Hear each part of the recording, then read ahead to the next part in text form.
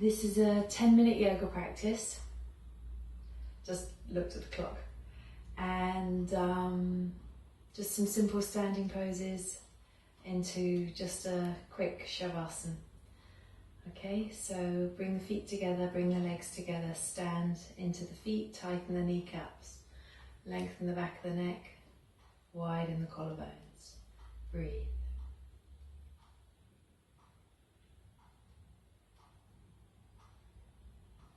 Extend through the fingers.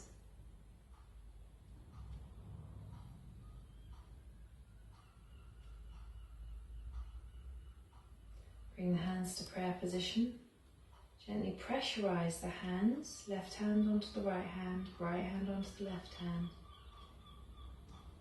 Quietly close the eyes.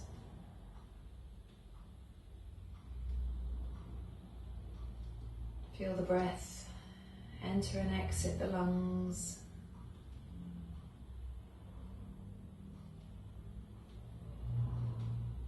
Keeping the legs contracted.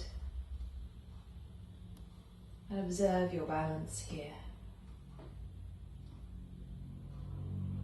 Notice the change, the shift, as your balance changes left to right.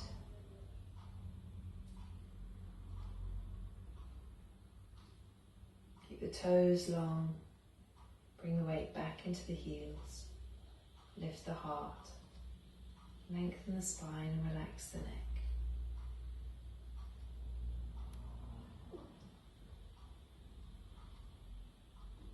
Bow the head,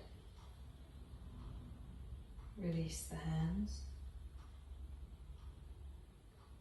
raise the face, and open the eyes. Tadasana, coming back to standing, mountain pose. Inhale, raise the arms sideways and up, stretch up. Lift and lengthen. If you feel so inclined, look up and bring the palms together. Admire your thumbs. Be aware of the big toes as they pressurize the floor and look up to your thumbs.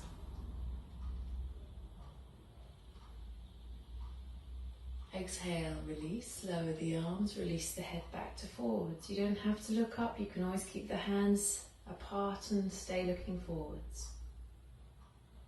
Observe the chest, observe the width of the breath. Let's do that again. Hands out to the side and up. If you wish to look up, bring the palms together. Press the left hand into the right hand, pressurizing those palms. Admire your thumbs, weight back into the heels. Stretch the arms up more and more. Keep the back of the neck long, don't let the head just flop back. Weight back in the heels. Exhale, lower the arms and observe the width of the chest as the arms come down, lift the chest up. And notice the difference in action. Raise the arms forwards and up. Keep the hands apart this time. Stretch up.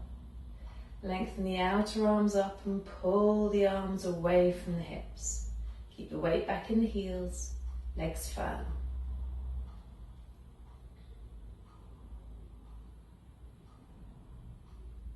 Exhale, lower the arms down. Open the chest.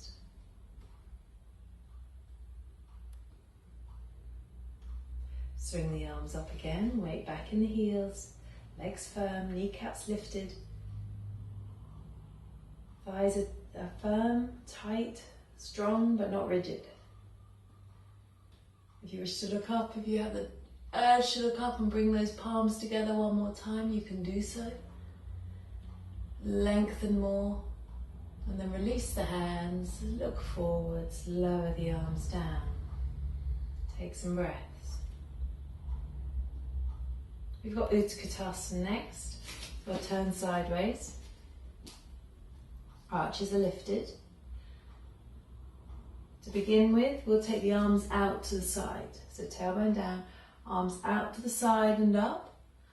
Stretch up, look up, have the hands apart. Exhale, bend the knees.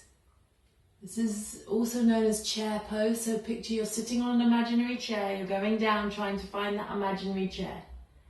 Lengthen the arms, go down finding that imaginary chair. Lengthening those arms. Keep the weight back in the heels so the weight doesn't come into the knees. You don't want to feel strain in the knees, just working in the thighs. Inhale, come up. And exhale, lower the arms down, arms coming back down by the sides.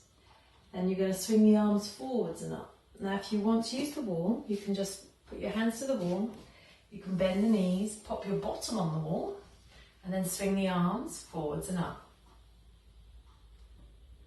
And look up. And you can come down a little bit lower because you're not going to fall over now. You can lift your toes, that'll work the thighs. Stretching those arms. So from the hips through to the fingertips, one lovely long dynamic line. I believe BKS Iyengar says that the arms should be like swords.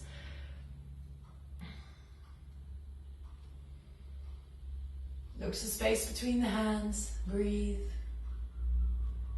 And you can lower the hands down to the wall, raise yourself up, or you can swing keeping the arms up, you can stand up straight and lower the arms down. That's Utkatasana, fierce pose. We've got Vrikshasana next, so we're going to take the arms out to the side first. So if you need the wall, put your hand on the wall for support and know that you won't be able to swing both arms out to the side, it just won't happen. Otherwise, pick up the right leg, bring the foot to the top of the thigh, toes point down, grip the legs together, and the direction of the skin on the top of the thigh is from the hip down to the knee. Yeah, we have to pick the leg up to get the knee there, but then we have to allow the knee to go down to get the shin bone to move this way so there's a proper pressure on the legs. It's much easier skin on skin to hold. Lift the chest, we're going to take the arms out to the side, turn the palms up and raise the arms up. Stretch up, looking directly forwards. Breathe.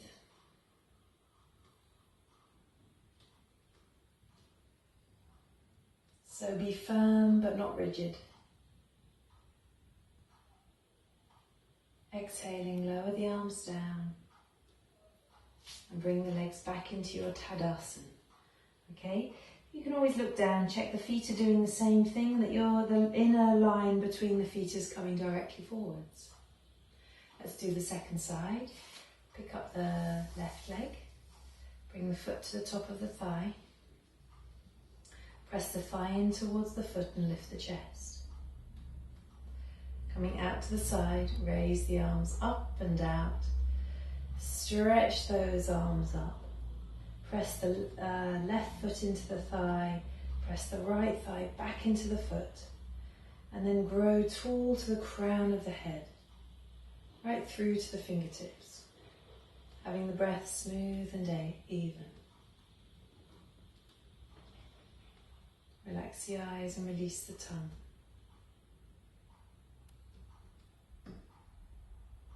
Vrikshasana.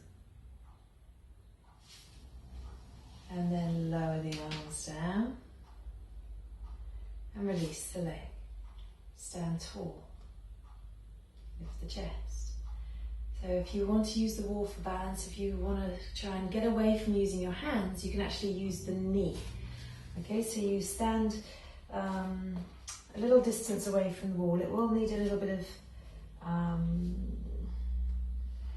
fiddling around to find the right distance. But you bend up the leg and you just let the kneecap rest towards the wall as long as it's comfortable. If I just open up this cupboard like this, so you can see now, this is my pretend wall. Don't do it against the cupboard because it'll move. I'm just doing this to show you. You bend the leg up and then you allow the knee to come in and rest on the wall like so. So I'm pretending this is a wall, okay? It's a bit difficult, but it's a bit wobbly actually for me. There we go. And then you're going to raise the arms, this time forwards and up, to just feel the effect on the chest. Hold, breathe, relax the eyes and release the tongue. That dog was making me realise how wobbly I am. Stretch up And then exhale, lower the arms forwards and down and release the leg. Relief that I didn't fall over. So I'll show you on the wall this other way round. So we're stand tall, and it's the knee bent distance is all I can say. We've all got different length thighs and calves or thighs and shins. So I've kind of learnt my distance, and I also kind of will shuffle my standing leg in or out, but always make sure that standing leg is coming directly forwards. And you've got your balance there. Again, have the weight back into the heels. You can then work that back leg. And even if you know your balance really well, it's still a really nice place to be, so you can then just really focus on this standing leg. So it's well worth giving it a go. And for teachers, it's brilliant, because then you'll know how it feels and you'll know the people to suggest it to. And then from here, forwards and up with the arms, because it gives a different stretch on the chest. Lengthen up, stretch up. Those who wish to challenge yourself, you can see whether you can bring those arms back behind the ears, and then the palms come together, and still try and look forwards. And if you just have a look at Guruji and Light on Yoga, my word, the power in his Vrikshasana is awesome. Lift and lengthen through the body. Keep that standing leg nice and firm. Breath smooth and even. Relax the face. Release the hands. Lower the arms down and come back to your Tadasana. Bring the legs together, bring the feet together, and stretch the arms down. So I reckon we're heading towards 10 minutes. So we're going to do dog head down now.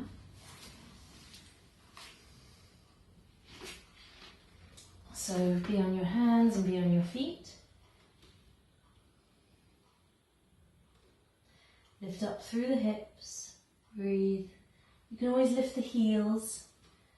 And then you've got a really nice length of your leg. And then you can start to take the heels towards the floor, but without losing that really nice angle of the body to the thighs.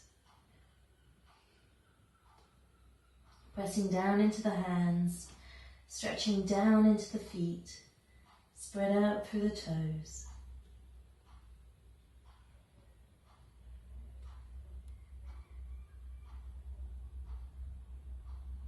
And then pop down onto your knees.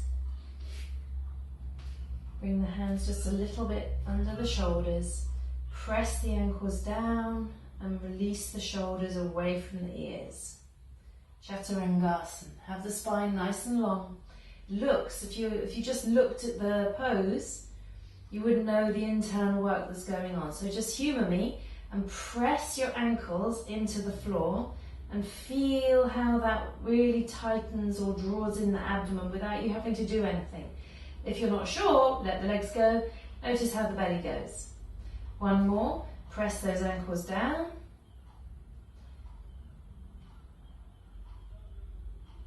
And then exhale, release. If that's too much on your wrists, say you have rheumatic carpal tunnel or anything like that, I was going to say rheumatic pains, you could always rest your elbows onto some bricks like this, and then you can do the same thing, and then you release. Okay, lie on your backs. Lower yourself to the floor, vertebrae by vertebrae. Lengthening the spine as much as you can. You can cuddle the knees in, Apavan Mukhatasana.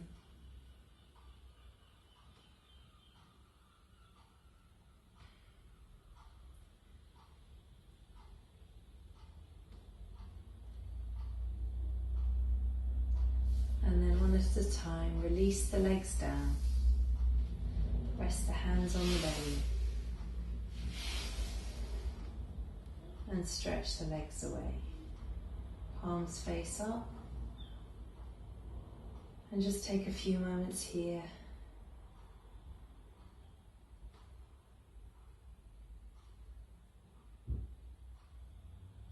to observe the inhalation and the exhalation.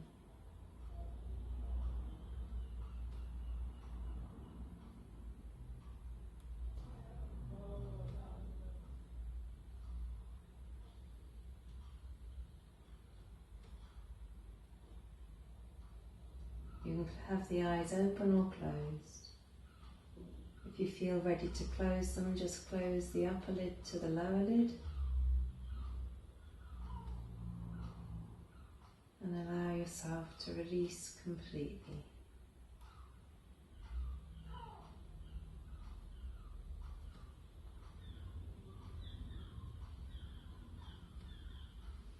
And rest your hands on your belly.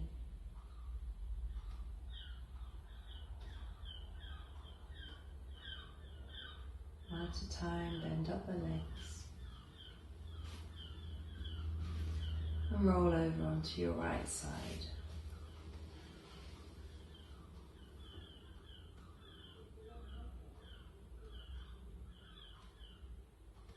Let's sit yourselves up.